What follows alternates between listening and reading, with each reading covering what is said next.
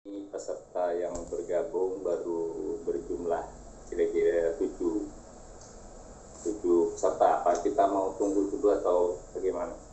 Saat monggo biasanya bagaimana? Ya, sambil menunggu, mungkin sebentar saya memperbaiki teknis saya dulu sebentar gitu. Ya.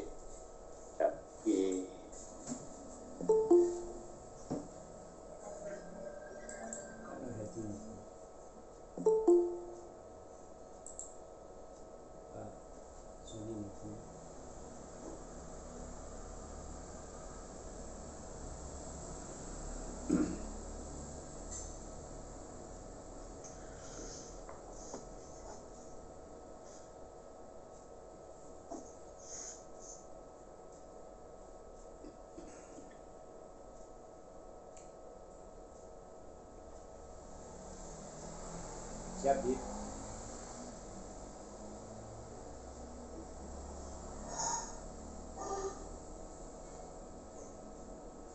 Gak muni, Dit. Gue gak muni. Mike unmute.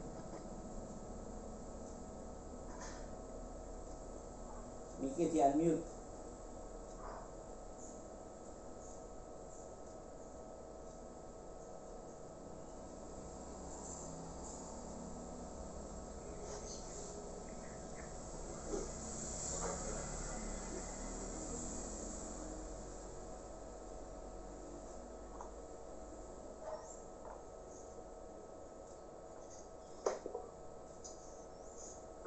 Mike rum di unmute.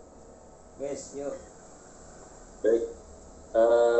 Bismillahirrahmanirrahim. Assalamualaikum warahmatullahi wabarakatuh. Waalaikumsalam warahmatullahi wabarakatuh. Innal hamdalillah nahmaduhu wa nasta'inuhu wa nastaghfiruh wa na'udzu billahi min shururi anfusina wa min sayyiati a'malina. May yahdihillahu fala mudilla lahu wa may yudlilhu fala hadiya lahu.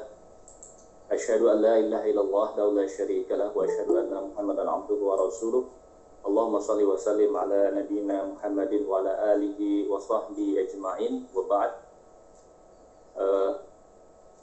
Pertama-tama saya sampaikan selamat datang dan bergabung kepada Al-Ustadz Haji Agus Nur Baktiono SPD yang matur nuwun Ustadz yang telah bersedia memenuhi undangan kami bergabung dalam kajian Ahad pagi.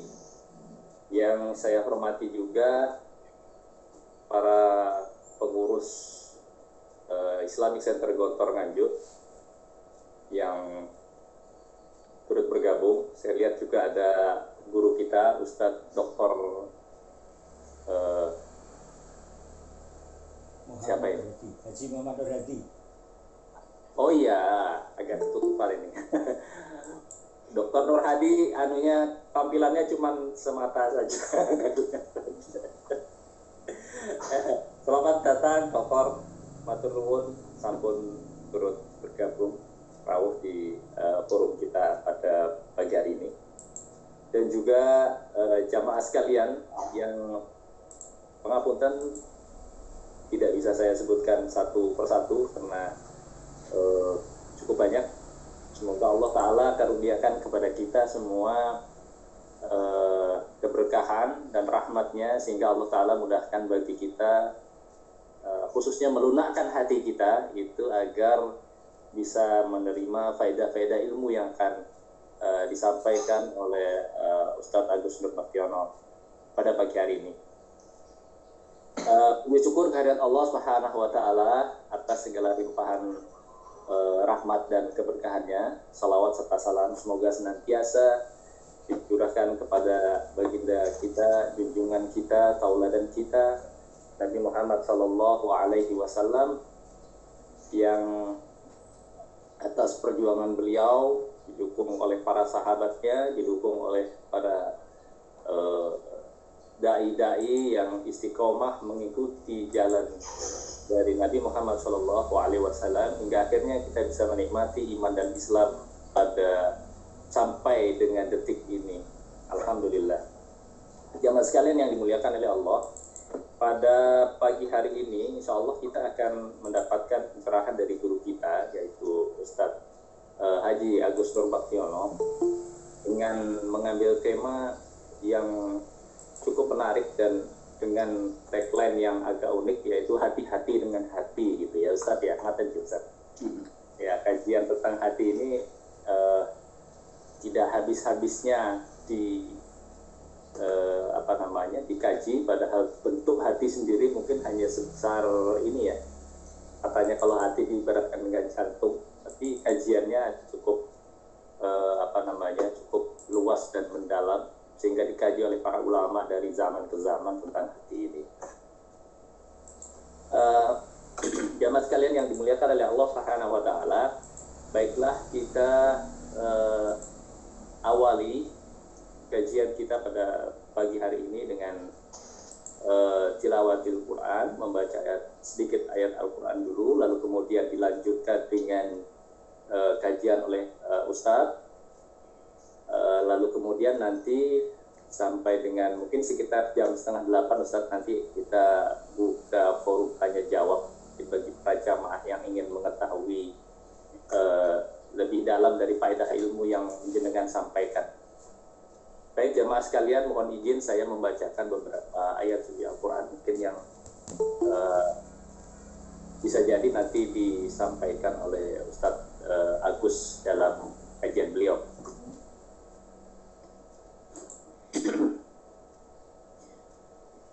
A'udzu billahi minasy syaithanir rajim.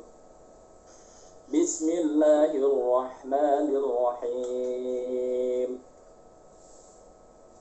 Innal ladzina kafaru sawa'un 'alaihim a'anzartahum am lam tunzirhum la yu'minun.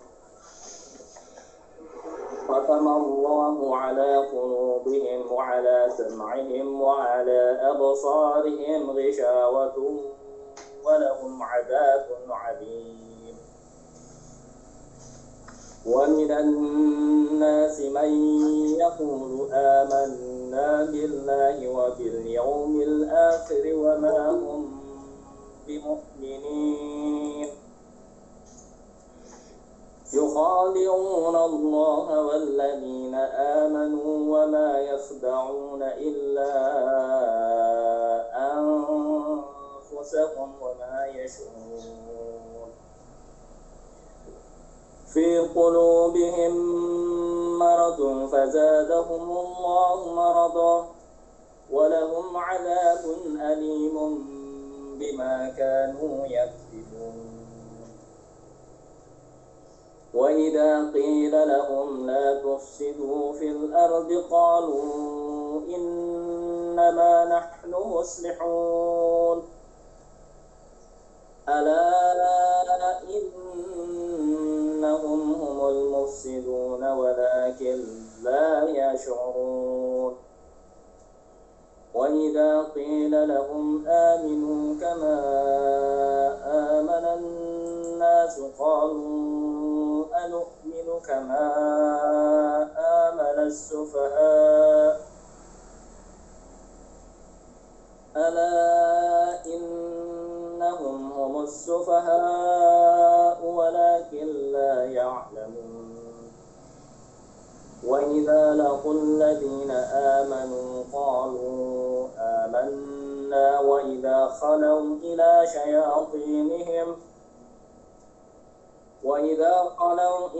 شياطينهم قالوا إنا معكم إنما نحن مستهزئون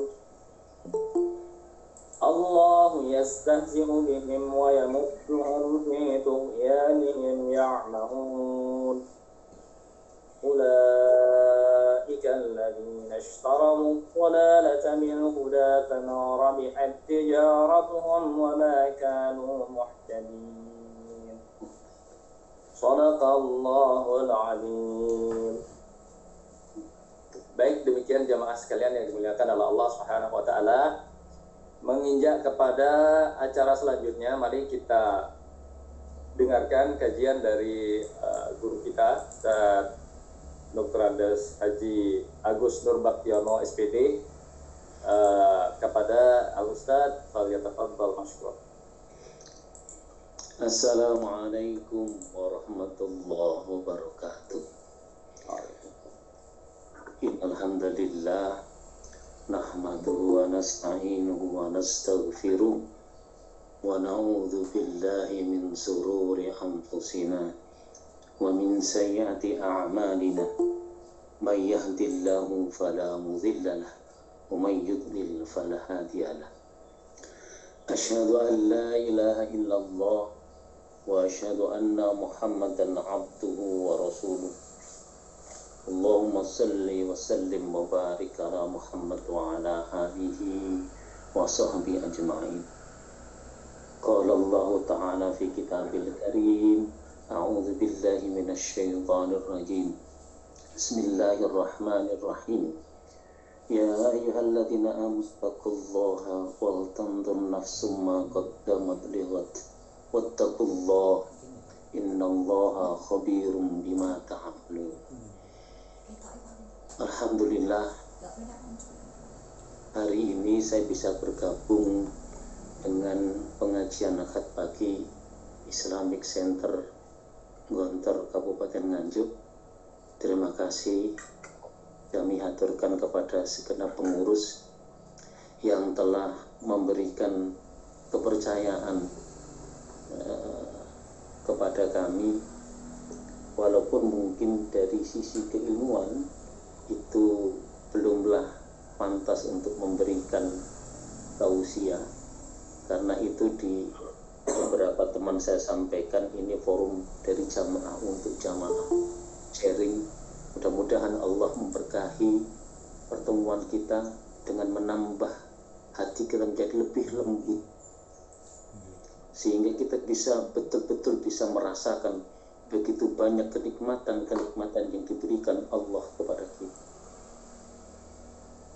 Kenikmatan-kenikmatan itu yang kita terima ada dua hal, sifatnya yang sementara, ada yang sifatnya mampu menembus batas ruang dan waktu. Jamaah yang dirahmati Allah, ketika kita diberi nikmat oleh Allah berupa kesehatan, pasti suatu saat nanti akan berakhir saat kita sakit.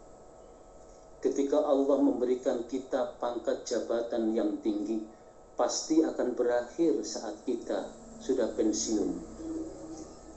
Ketika kita diberi kenikmatan berupa fisik yang kuat, pasti pada saatnya nanti kita akan menjadi lemah, bertambah lemah hingga akhirnya ajal menjemput kita.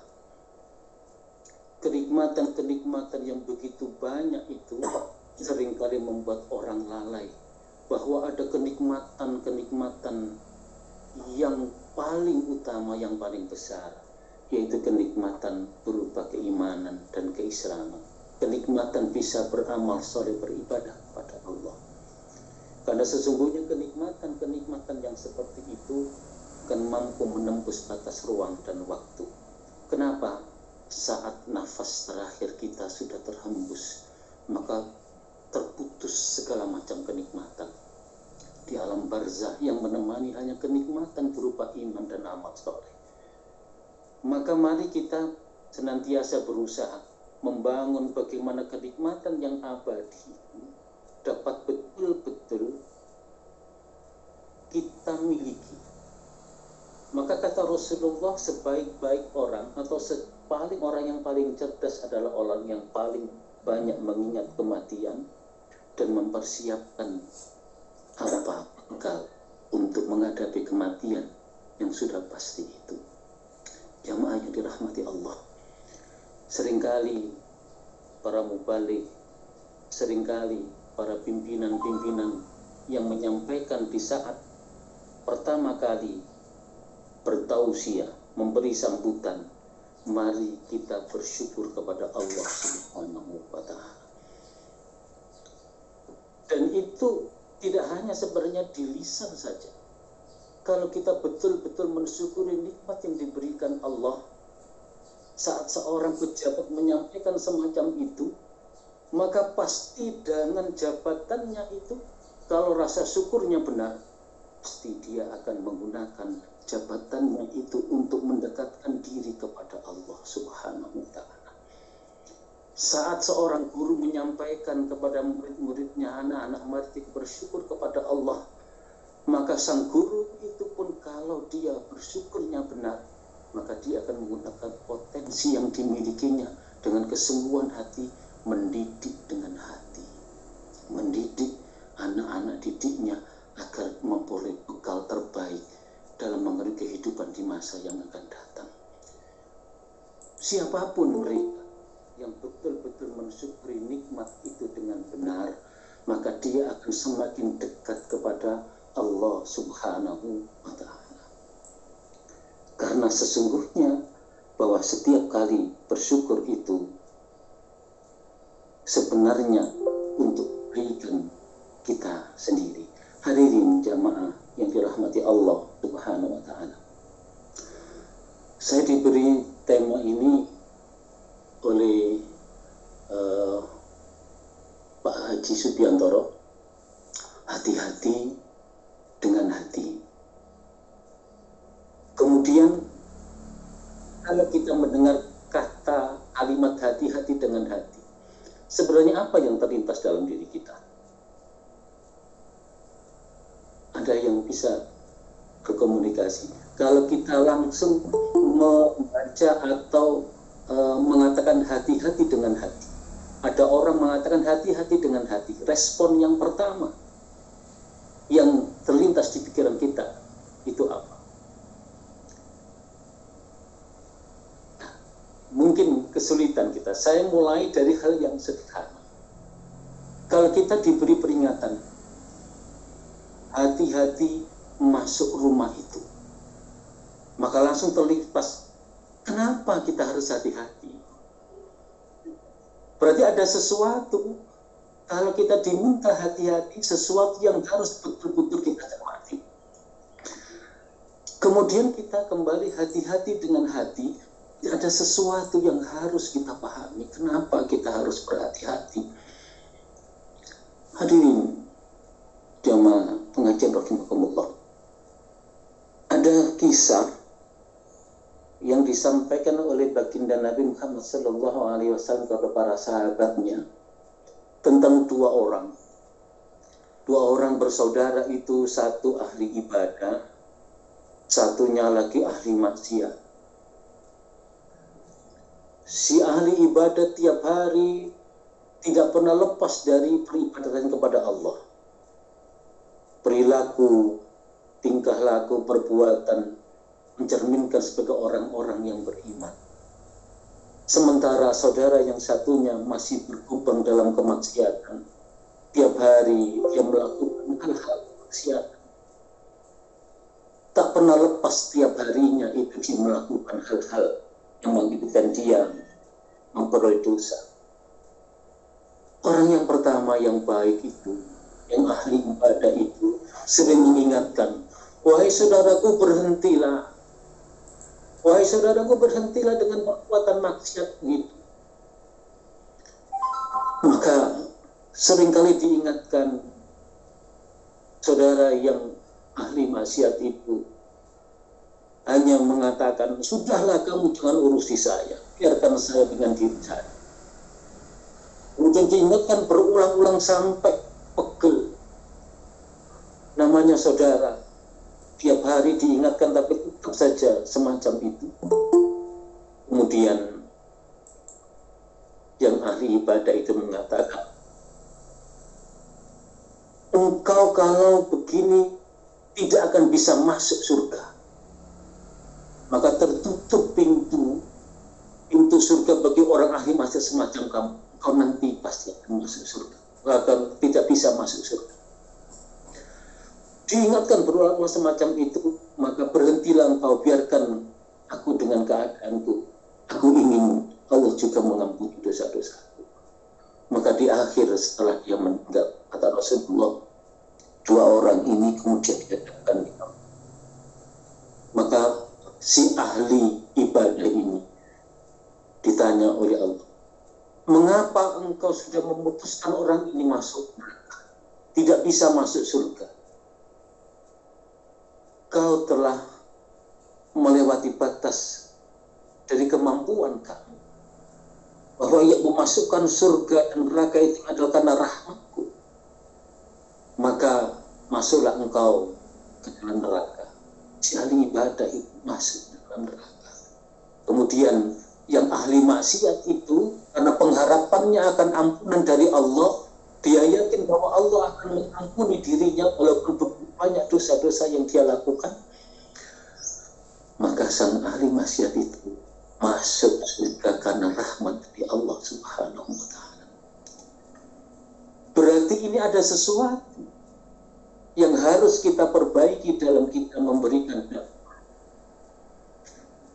Kita mengajak saudara-saudara kita, keluarga kita untuk dekat dengan Allah, beribadah kepada Allah, maka kita tidak boleh mengatakan engkau ahli neraka, engkau tidak akan bisa masuk surga, engkau sesat, akulah yang paling benar, akulah yang nanti akan masuk surga. Karena masuk surga atau neraka itulah hak prerogatif dari Allah. Kita hanya berusaha, mungkin dengan sungguh-sungguh kita mengharap keridhaan Allah dan rahmat Allah Subhanahu wa ta'ala. Maka peranan hati itu penting. Sebaik apapun ibadah kita, tetapi kalau hati kita itu tidak tertuju kepada Allah, hanya untuk memperoleh simpati, maka sesungguhnya itu kita telah tergelincir. Hanya kita mendapatkan nama baik, hanya kita mendapatkan gelar sebagai orang-orang yang beriman, tetapi sesungguhnya karena hatinya tidak semata akan mengharap ridha Allah, bisa mengelikirkan diri kita, sehingga kita memang perlu harus hati-hati.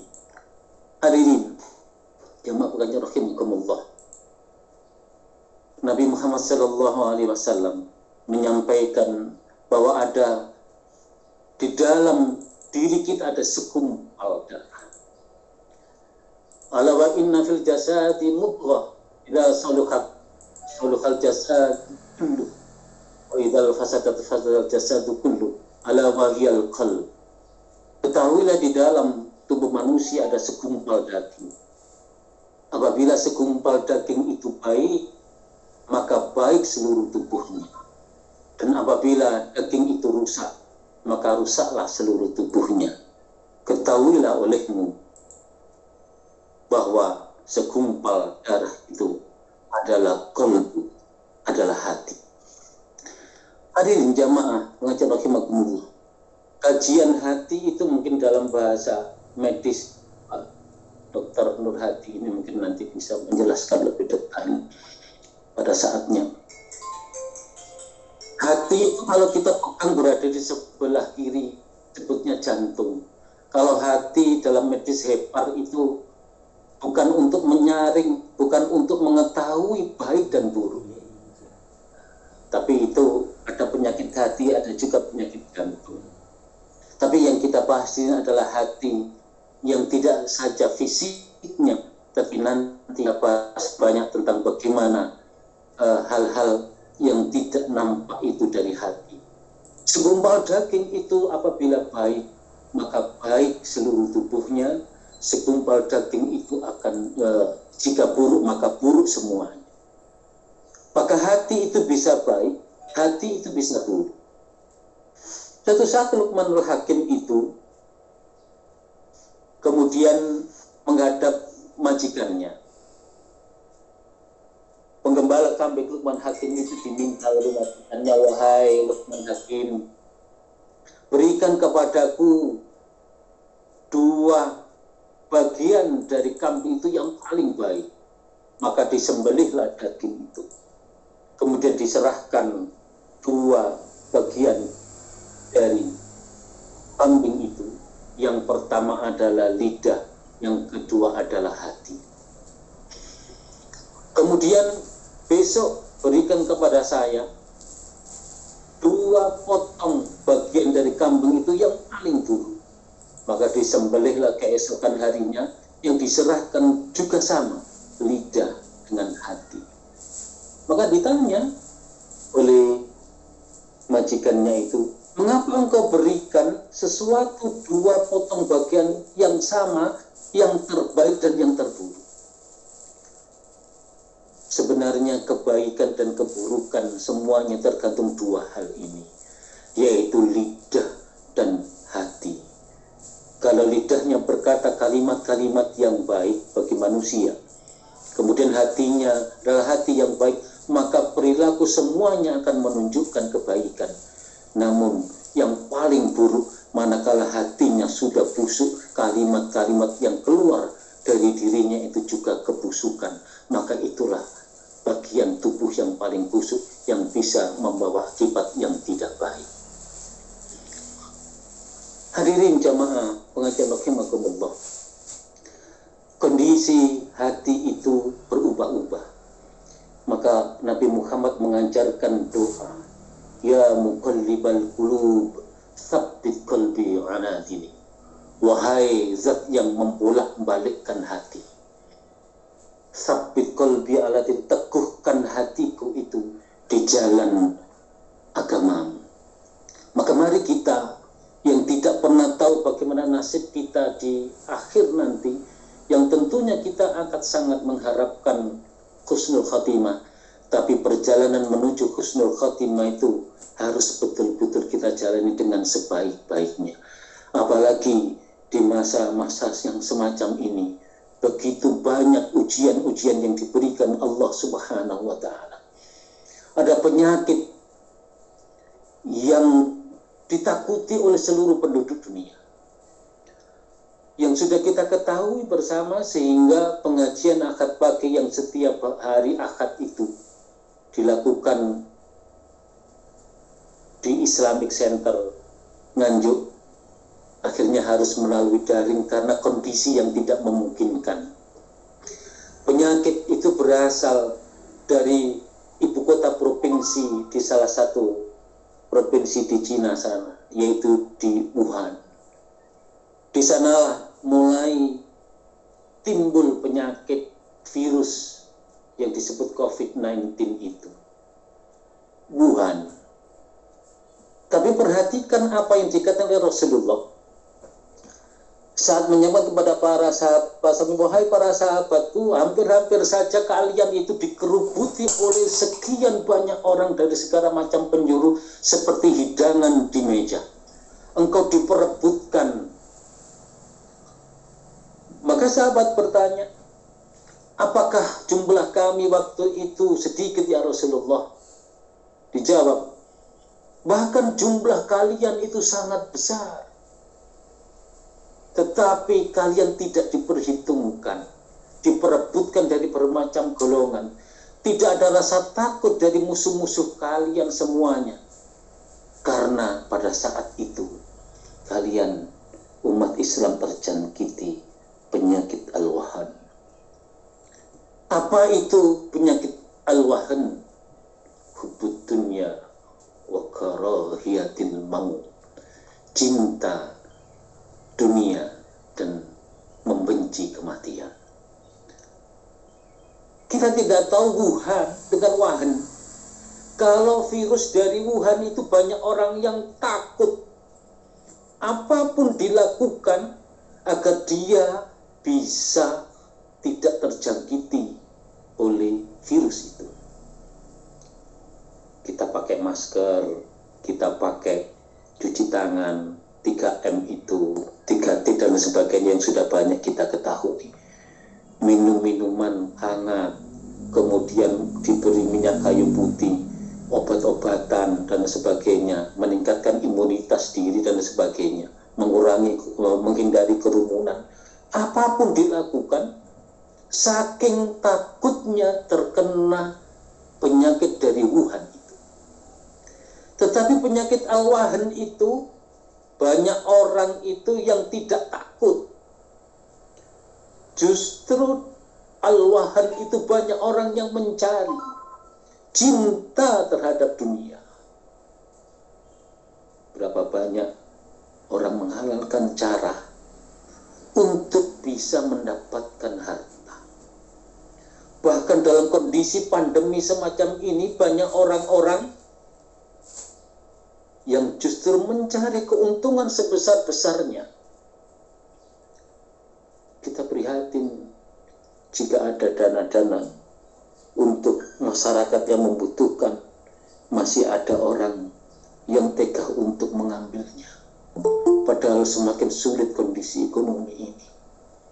Kita prihatin manakala ada orang-orang yang menginginkan jabatan dan kedudukan, kecintaan terhadap dunia itu harus melakukan suap di sana sini dan sebagainya.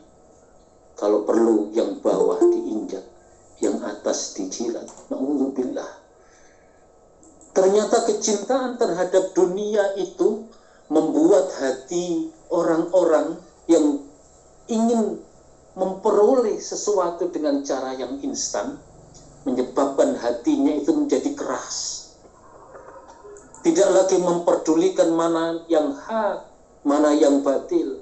Semuanya dilakukan untuk memuaskan nafsu syahwatnya, untuk memenuhi kecintaan terhadap dunia itu.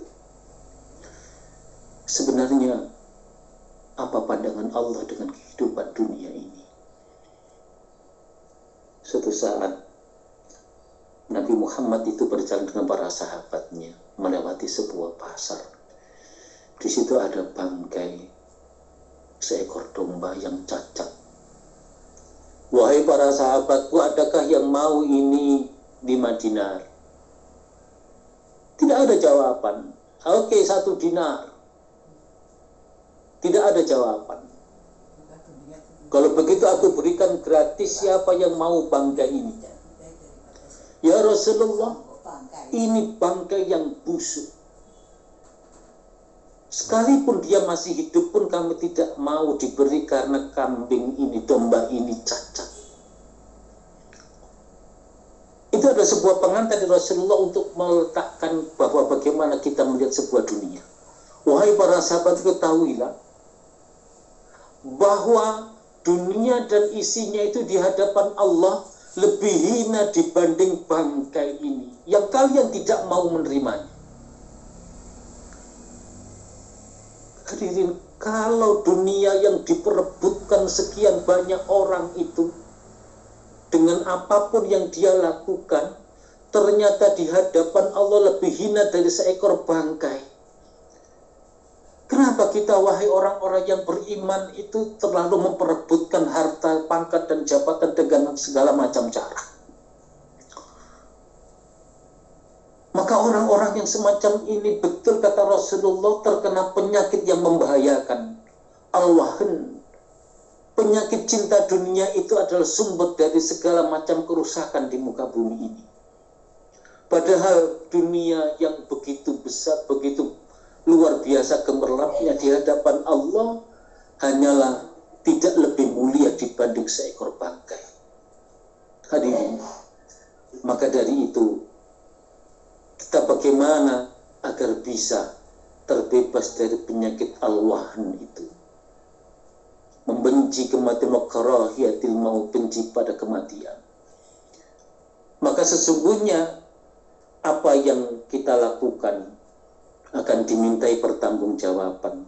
Maka kita harus memikirkan bagaimana bekal kita menghadap Allah nanti. Bagaimana apa yang sudah kita persiapkan untuk hari esok kelak.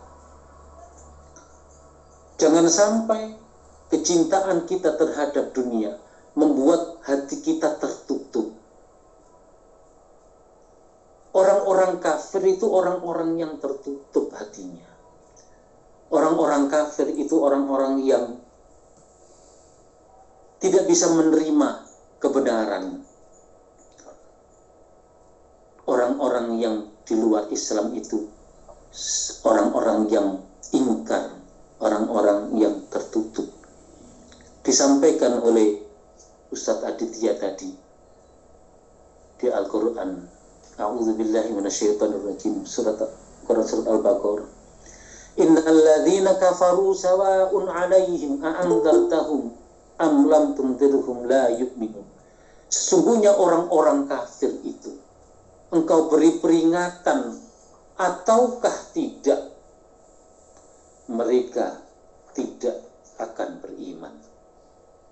Diingatkan bagaimanapun kalau sudah tertutup, itu tidak bisa ada perubahan. Tidak juga mereka beriman. Kenapa? Khatamallahu ala qulubihim wa ala sam'ihim wa ala absarihim hisawatu wa lahum azabun adzim.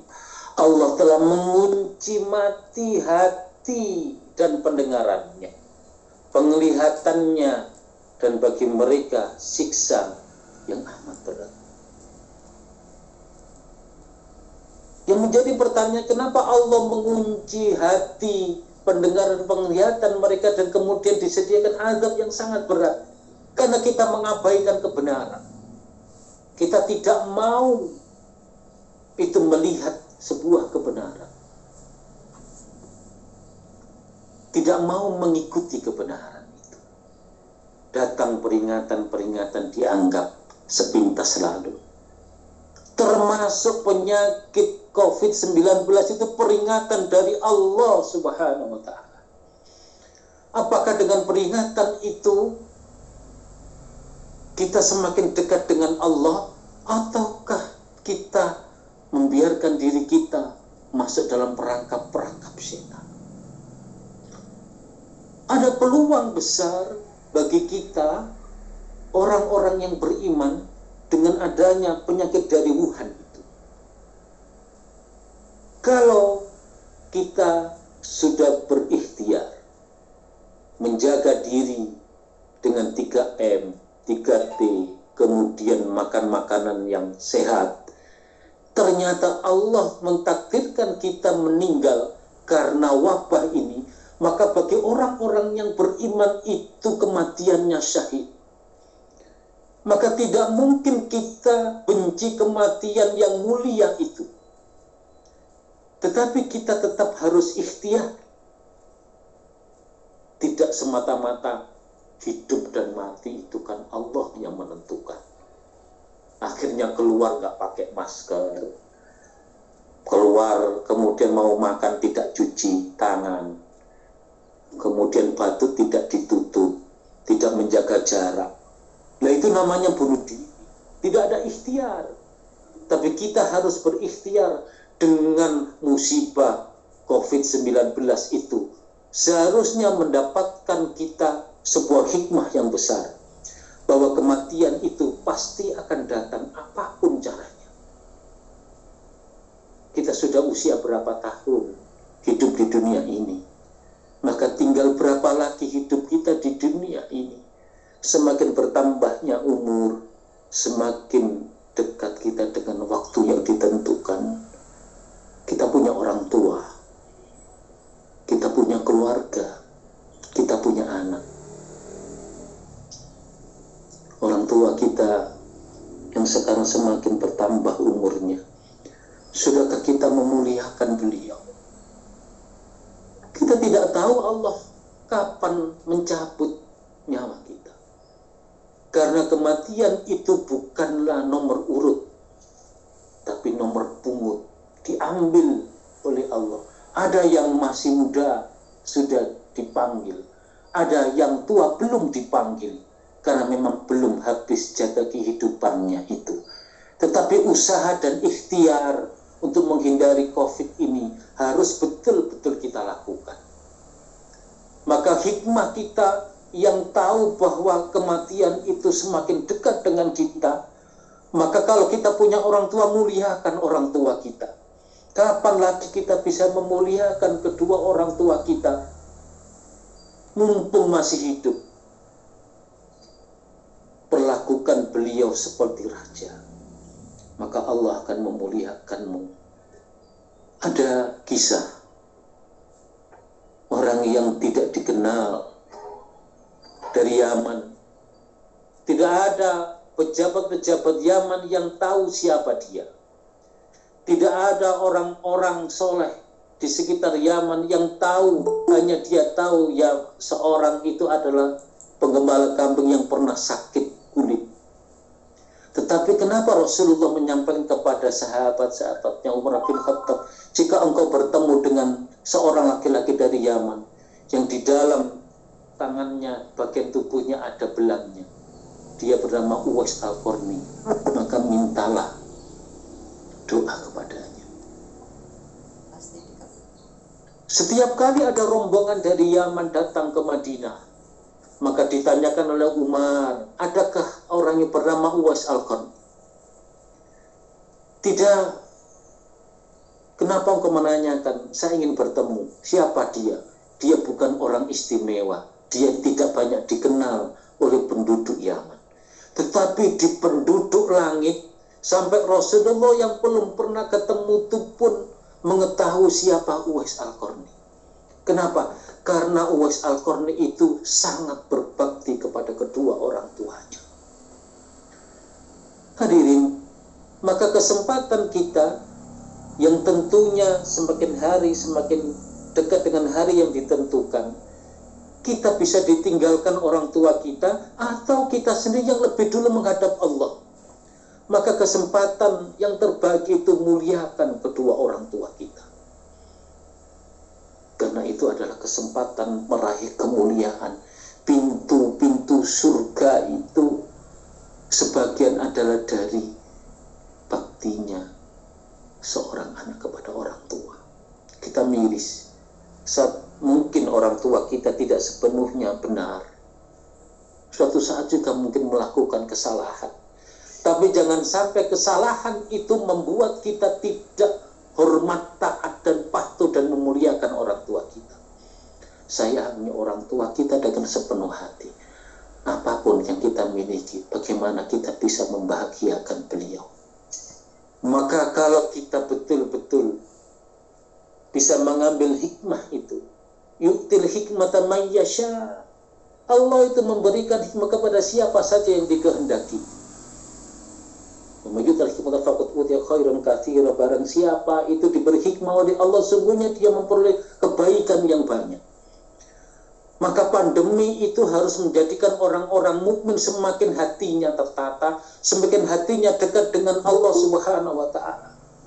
Orang-orang sekitar kita sayang, yang lebih tua kita sayang, yang lebih muda kita cintai.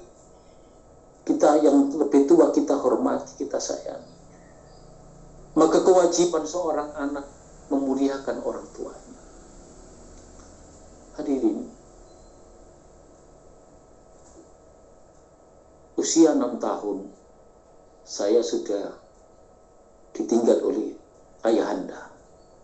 5 tahun, hampir 6 tahun. Kemudian saya dididik oleh seorang ibu yang usianya sekarang 82 tahun. Alhamdulillah hari ini saya kabari beliau juga hadir. Kami sampaikan salam hormat kepada ibu dan saudara-saudaraku. Usia 82 tahun beliau, insya Allah masih rutin ngaji.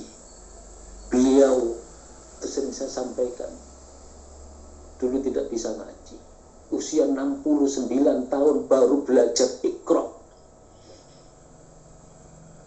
Iqra 1, usia 69 tahun. Terus belajar, terus sekarang sudah bisa membaca Al-Quran, rutin membaca Al-Quran. Lalu bagaimana dengan kita yang usianya masih muda? Saat kita diminta untuk belajar Al-Quran, wah sudah tua, biar anak-anak saya saja. Saya sudah terlambat, ilatinis kaku jadi. Kalau kita sungguh-sungguh, maka Allah akan memberikan kita pertolongan, kemudahan untuk menghafal Al-Quran, kemudahan untuk belajar Al-Quran. Tidak ada halangan usia kita. Kalaulah sekarang kebetulan kita sedikit sekali hafalan Qurannya, maka bagaimana kita memberikan anak-anak kita itu kesempatan untuk menghafalkan Al-Quran, ditempatkan di rumah-rumah tahfidz, di pondok-pondok pesantren dan sebagainya. Karena itulah yang nanti kekayaan yang terbaik bagi kita, sehingga kita saat menghadap Allah nanti sudah punya bekal sebaik-baiknya. Hadirin, kematian yang begitu banyak menimpa saudara-saudara kita. Sudah ada sekitar 100 juta lebih yang terpapar di seluruh dunia akibat virus ini. Sudah lebih dari 1 juta di Indonesia yang terpapar. Tidakkah ini memberikan kita sebuah peringatan besar bahwa kita harus hati-hati? Kita memang hati-hati dengan penyakit yang dari Wuhan itu, tapi jauh lebih berhati-hati dengan penyakit Al-Wahan itu. Karena sesungguhnya Allah itu tidak melihat rupa kita, tidak melihat harta kita. Allah melihat qalbu kita, hati kita, dan amal kita. Inna Allah la yanzuru ila suwarikum wa amwalikum, walakin yanzuru ila qulubikum wa a'malikum. Sesungguhnya Allah itu tidak melihat rupa kita. Ada orang yang kebetulan diberi Allah rupa yang cantik, ada yang jelek, ada yang tampan, ada yang tidak tampan, ada yang putih, ada yang hitam legam, ada yang giginya bagus, ada yang tidak punya gigi saat lahir sampai besar, dan sebagainya. Tapi Allah tidak melihat itu semua. Sementara banyak orang sangat bangga terhadap kecantikan, ketampanan, dan fisiknya itu sampai dia lupa ada yang harus lebih dia jaga. Allah tidak melihat harta kita wa amwalikum, tapi Allah melihat qulubikum wa amalikum. Allah melihat kalbu kalian dan amal kalian. Maka kalbu, hati itu, karena itu yang nanti akan dilihat oleh Allah. Karena amal kita lah yang akan nanti akan membawa kebaikan dan keselamatan kehidupan dunia akhirat. Maka kolbu dan amal itu harus kita jaga. Kita bersihkan hati kita. Jangan sampai hati kita terkotori. Hadirin, Allah memberikan kita itu kebenaran yang ada di hati kita masing-masing. Hati nurani, hati yang diberi cahaya oleh Allah. Maka setiap orang yang akan melakukan keburukan, melakukan kemaksiatan, pertama kali akan terlintas, jangan kau lakukan. Saat kita akan mengambil barang yang bukan milik kita, pasti ada bisikan, jangan engkau lakukan. Saat kita tahu ada kelebihan anggaran, kemudian akan kita ambil, maka akan ada bisikan nanti, jangan kau lakukan, itu bukan milik. Tapi karena nafsu, nggak ada orang yang tahu kalau saya ambil ini, kalau saya tutupi dengan ini, maka itu menjadi keuntungan saya. Akhirnya dilakukan kemaksiatan itu, dilakukan perbuatan dosa itu. Maka kata Rasulullah, hati itu apabila orang yang melakukan kemaksiatan, melakukan dosa, ada nokta hitam yang menutupi hatinya. Semakin banyak nokta titik-titik hitam itu berada di dalam hatinya, maka hatinya akan menjadi hitam kelam, menjadi keras. Maka itu yang dikatakan Ustaz Atiqah, khatamallahu ala qulubihim. Allah mengunci hati. Penglihatan dan pendengarannya sudah terkunci. Tidak bisa melihat bagaimana rakyatnya itu kelaparan. Tidak bisa mendengar jerit tangis orang-orang yang kemudian sebenarnya membutuhkan pertolongan.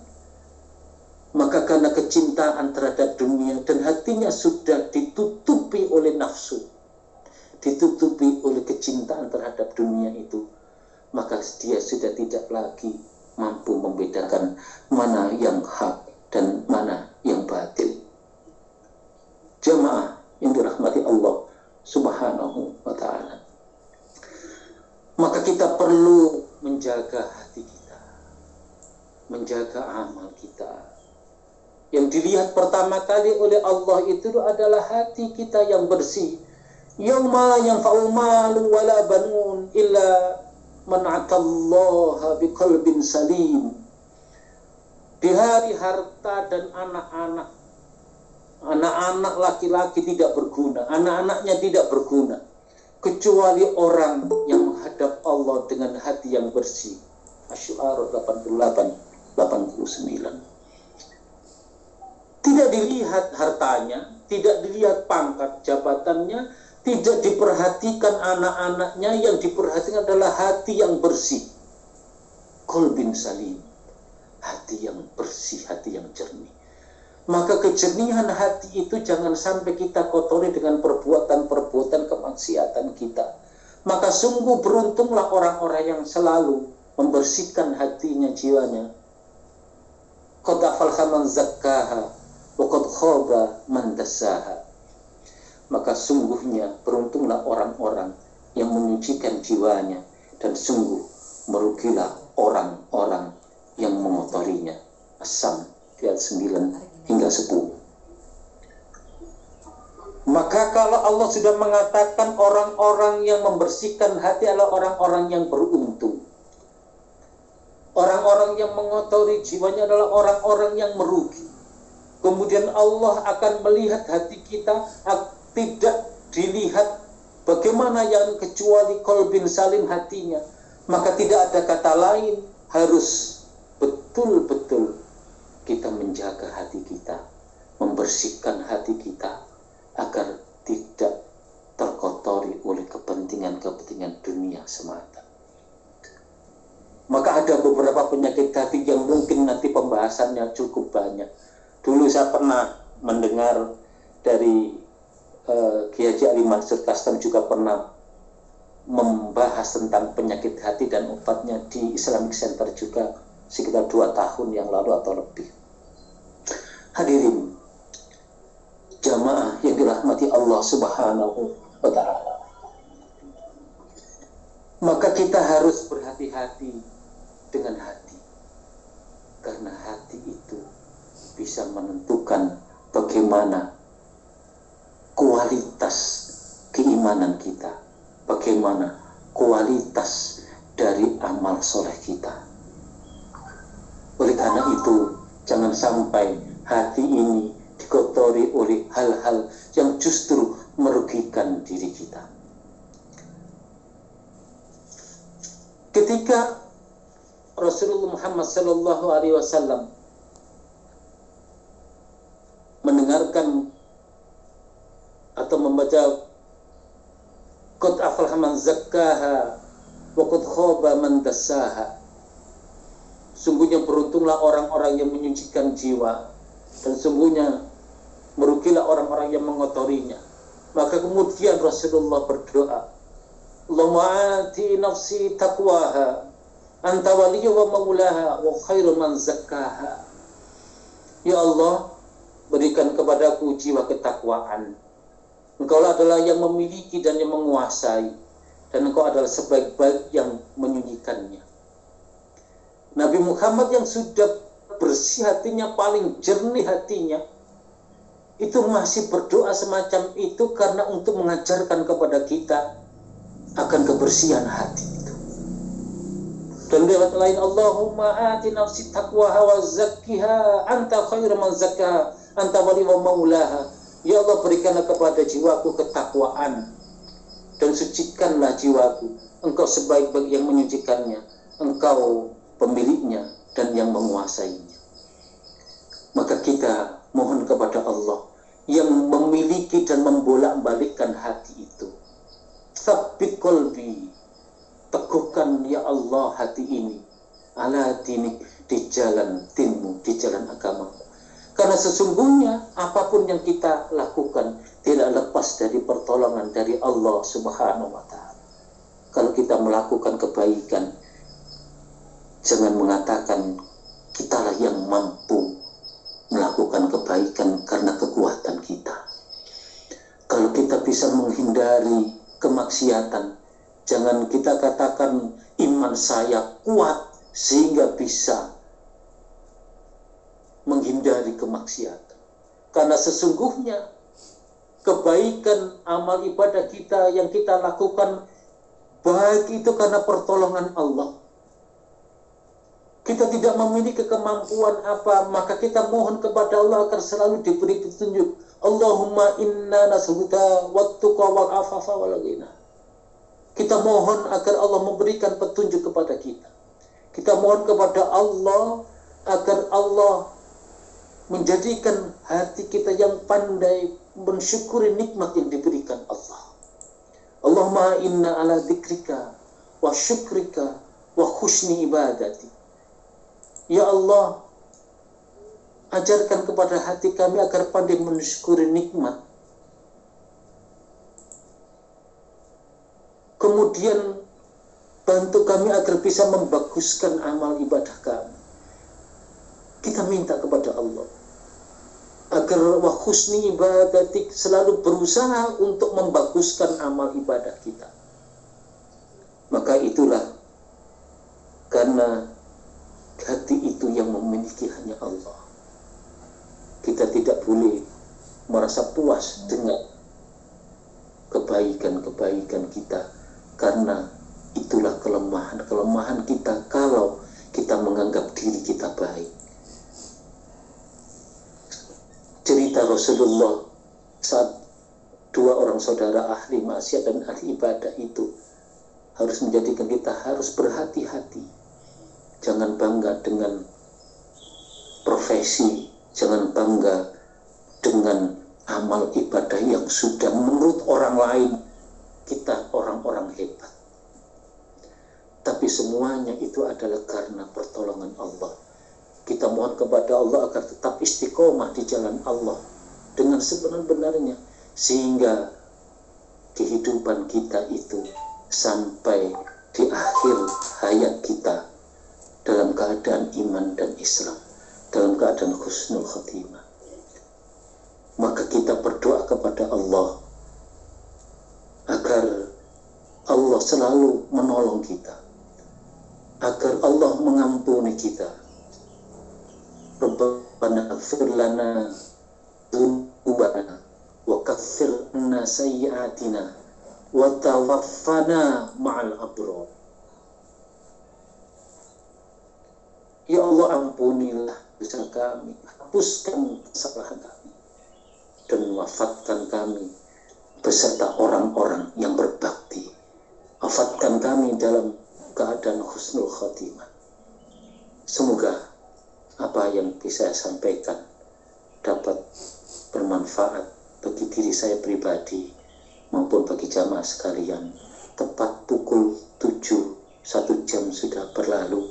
Barangkali nanti ada sharing atau ada hal-hal yang perlu dikomunikasikan.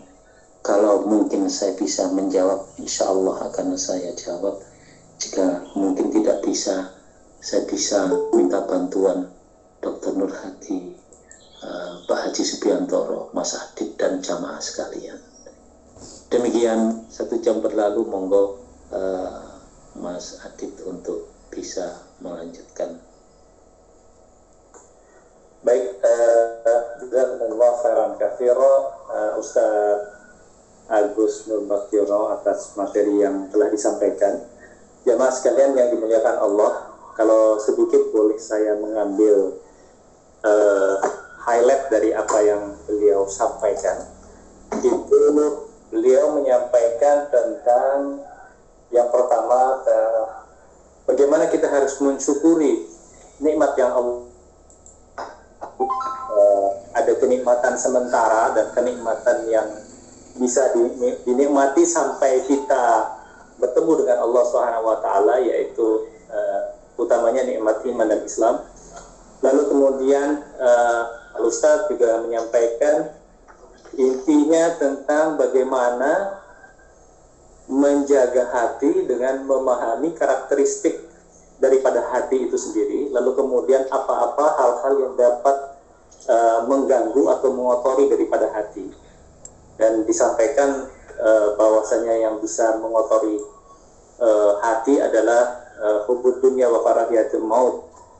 Dan sama-sama kita tahu bahwasanya bahwa kematian adalah sebaik-baiknya nasihat buat kita. Karena bagaimana kita akan dinasihati lagi dengan apa lagi begitu ya. Kalau dengan kematian pun yang setiap hari kita dengar dari berita-berita harian yang kita dengar di media, jumlah kematian berapa, jumlah sembuh berapa, jumlah terjangkit berapa. Kalau dengan nasihat kematian saja kita tidak bisa melunak lagi, dengan nasihat apalagi kita akan bisa melunakkan hati kita. Na'udzubillahi min dzalik. Semoga Allah Ta'ala melunakkan hati-hati kita semua agar kita menghidupkan hati kita agar ya kelak ini sebagai sebuah kenikmatan yang bisa kita bawa kembali pulang menghadap pada Allah Subhanahu wa taala. Baik jamaah sekalian yang dimuliakan oleh Allah Subhanahu wa taala, mungkin ada hal-hal yang bisa kita diskusikan, monggo silakan. Kami membuka termin pertanyaan. Mungkin nanti enaknya bisa langsung dijawab saja oleh guru kita Ustaz Agus. Kepada jemaah sekalian dipersilahkan, mungkin ada yang ingin menambahkan atau ingin mendiskusikan dan sebagainya, monggo silakan. Yang ingin bertanya mungkin bisa, kalau yang kameranya live itu ya, bisa mengangkat tangan atau misalnya dengan mengirimkan pesan, atau mungkin bisa di unmute semua dulu Pak Bapak, mungkin dipersilakan.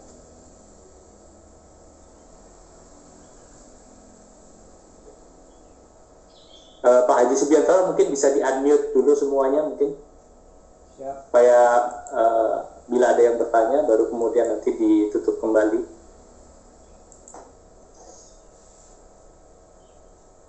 Monggo silakan. Oh ya, tadi ada hal menarik yang disampaikan juga oleh Ustaz Agus ya, yaitu karena masalah hati ini adalah masalah yang terkait dengan hati, bahwasanya Allah Subhanahu wa taala itu sebagai yang membolak-balikkan hati, dan ini dikaitkan juga dengan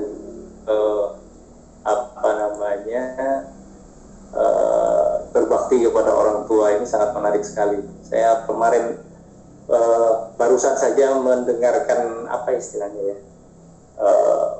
video kecil gitu ya, video pendek yang disebarkan melalui WhatsApp grup tentang seorang profesor yang berbakti kepada ibunya pada saat beliau menyampaikan sambutan mungkin Universitas Pamulang kalau nggak salah, Unpam kalau nggak salah itu ya, ketika menyampaikan tentang walaupun kita sudah tinggi, title kita sudah tinggi, terus kemudian juga jabatan kita mungkin tinggi, harta kita mungkin sudah melimpah, tapi tetap berbakti kepada orang tua harus diutamakan.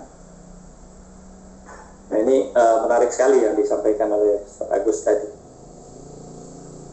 Monggo silakan jamaah sekalian, ada yang ingin disampaikan. Pak Haji Subiantoro, Bapak? Ya. Pak Haji Subiantoro? Ya. Halo, unmute Pak, di unmute. Mana nih? Unmute. Izin bertanya, Ustadz. Oh iya, monggo. Umu Fadli. Tafadhol. Assalamualaikum warahmatullahi wabarakatuh. Waalaikumsalam. Matur nuwun sharing ilmunya Ustadz. Dalam masa pandemi ini kan kita sering gemes ya melihat orang yang tetap ke masjid, berangkat tanpa masker dan tidak mau berjarak dengan jamaah yang lainnya karena merasa kok takut sama virus, takut itu sama Allah, takut itu jangan sama virus kayak gitu. Sementara di sisi lain ada juga orang yang memakai masker secara kasat mata terlihat benar memakai masker, tapi dia merasa bahwa saya ini nggak terkena COVID karena rajin pakai masker, karena rajin cuci tangan, karena selalu ada di rumah, nggak pernah yang selalu jaga jarak. Jadi seakan-akan dia sembuh, dia tidak terjangkit COVID itu karena dia patuh protokol. Karena sebenarnya patuh protokol itu kan hanya jalan aja. Orang yang terkena COVID itu bukan 100% orang yang tidak patuh protokol atau abai dengan protokol. Di sisi lain, orang yang terkena COVID bukan berarti 100% dia abai. Mohon tipsnya ini, Ustadz. Bagaimana supaya pada saat pandemi ini berakhir, selain daya tahan tubuh kita atau imunitas kita terbentuk dan kita bisa kembali normal, kondisi ruhiyah kita juga naik kelas nih. Karena hal-hal yang sedemikian itu kan sebenarnya kaitannya dengan tauhid ya. Seperti orang yang sembuh dari COVID terus merasa, oh alhamdulillah saya ini sembuh karena bantuan dokter ini, karena obat ini, kan? Padahal itu sebenarnya hanya jalan aja. Gimana Ustadz? Ya. Ternuan. Gimana langsung? Langsung monggo Ustaz. Alhamdulillah. Terima kasih pertanyaan, pernyataan awal juga bagus, pertanyaan juga bagus, tepat. Kalimatnya kita harus takut kepada Allah, jangan takut kepada virus, itu benar. Tidak ada ketakutan yang terbesar selain kepada Allah. Tidak ada yang lain. Tetapi dalam kehidupan kita itu, kehidupan sosial kita itu, bisa saja kita menjadi penyebab jadi orang terkena virus. Nah, kalau sudah demikian, agama kita mengajarkan jangan sampai menjadi penyebab terjadinya kerusakan di muka bumi. Kalau kita abai terhadap apa-apa yang diharuskan kita melakukannya, karena ini sudah terbukti ada, virus ini ada. Kita tidak bisa abaikan virus itu. Maka kita harus berhati-hati jangan sampai kita tertulari dan menjadi penyebab penularan terhadap saudara kita, keluarga kita maupun sahabat-sahabat kita. Maka penting sekali untuk berikhtiar. Ikhtiar itu bagian dari usaha kita menghindari ini. Dan itu harus dilakukan. Penting ikhtiar itu tidak semata-mata kita pasrah kepada Allah. Kita percaya kepada Allah, tapi kita harus ikhtiar. Bagaimana kisah Imam Syafi'i dan Imam Malik itu ya. Saat Imam Syafi'i mengatakan rezeki kita itu harus kita jemput, tidak bisa datang tanpa bekerja. Kita harus bekerja keras agar dapat rezeki. Imam Malik menyampaikan, kalau Allah sudah menentukan rezeki kita akan datang walaupun kita tidak bekerja. Imam Syafi'i tetap ingin membuktikan dengan kerja saya dapat rezeki. Maka kemudian pergilah Imam Syafi'i itu untuk membantu panen raya kebun anggur. Seorang imam besar bekerja. Setelah seharian bekerja, dia mendapatkan upah sekeranjang anggur. Bersyukur Imam Syafi'i itu dengan bekerjanya, dia memperoleh upah itu, memperoleh rezeki. Akan saya tunjukkan kepada guruku bahwa dengan bekerja itu kita bisa mendapatkan rezeki. Datanglah kepada sang gurunya.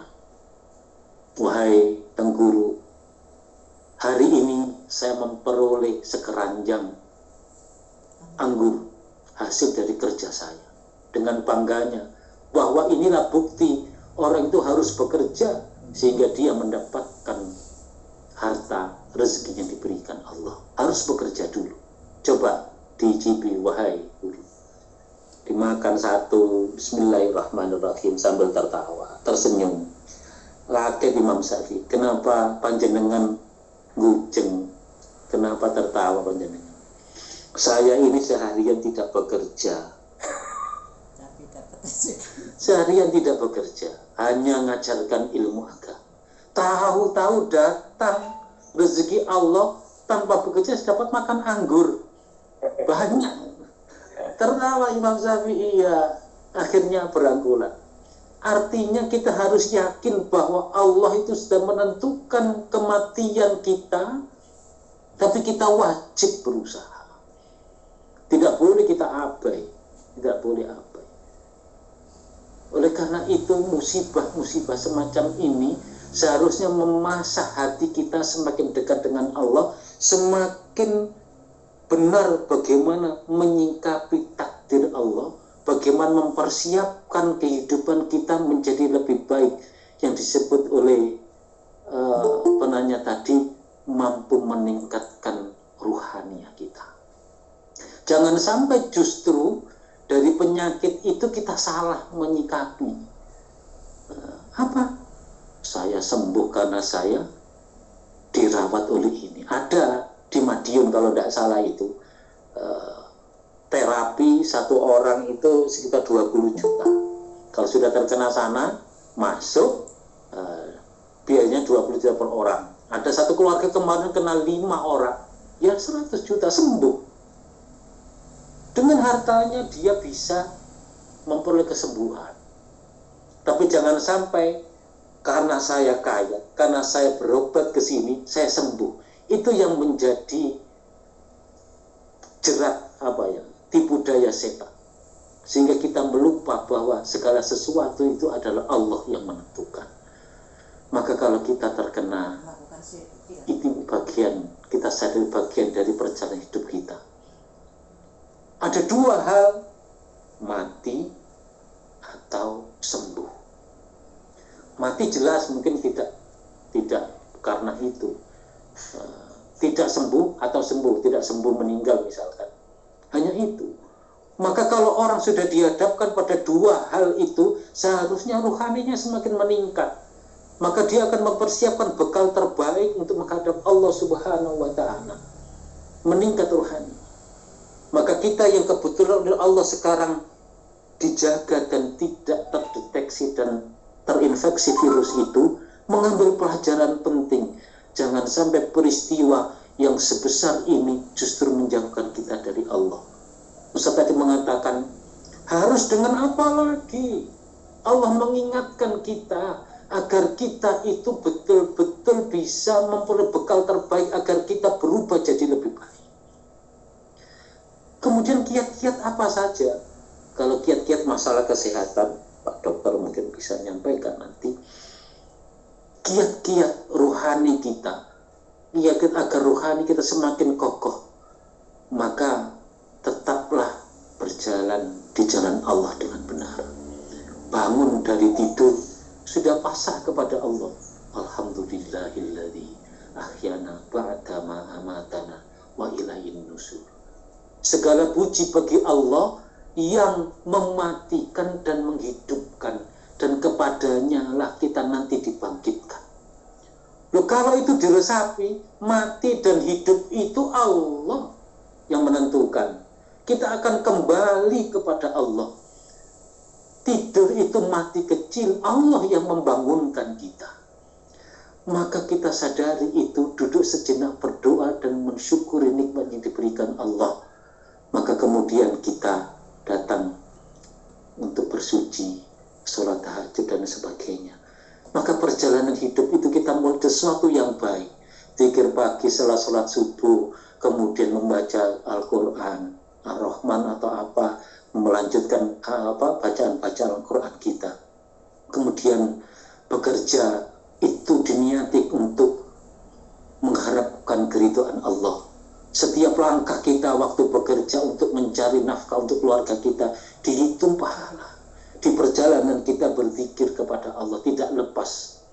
Alladzina yadhkuruna Allaha qiyaman wa qu'udan wa 'ala junubihim wa yatafakkaruna fi khalqis samawati wal ardh. Rabbana ma khalaqta hadza batilan subhanaka faqina adzabannar. Mengingat Allah pada apapun kondisi saat kita berdiri, berbaring, kondisi apapun kita, ingat kepada Allah. Kemudian kita mohon kepada Allah, memikirkan wa yatafakkaruna fi khalqis samawati wal ardh, bertafakkur bagaimana Allah menciptakan langit dan bumi dan seisinya itu. Rabbana ma khalaqta hadza batila, ya Rabb, sungguh Engkau menciptakan semuanya tidak dengan sia-sia. Subhanaka faqina adzaban, maksudnya Allah, selamatkanlah kami dari siksa api neraka. Perjalanan kita dari rumah kemudian kembali lagi ke rumah, mengingat Allah, kemudian bertafakkur, sesungguhnya tidak ada sesuatu yang sia-sia, termasuk virus yang ukurannya 150 nanometer yang sangat kecil itu, menjadikan pelajaran penting bagi kehidupan kita.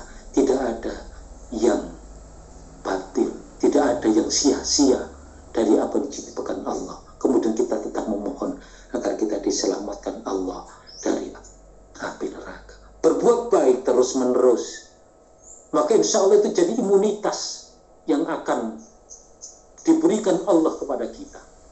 Mudah-mudahan kita dengan upaya-upaya medis, upaya-upaya yang ilmiah yang sudah kita ketahui bersama, kemudian dengan membersihkan hati kita, sungguh-sungguh mengingat Allah dalam kondisi apapun, kemudian membaca Al-Quran, berzikir dan sebagainya, insya Allah itu menjadi tips agar kita itu tidak terjangkiti COVID ini. Kalaupun qadarullah, takdir Allah, kita lihat Syekh Ali Jabir itu luar biasa kedekatan kepada Allah. November waktu lalu datang ke Kertosono itu kami sempat bertemu. Beliau lahir di Madinah,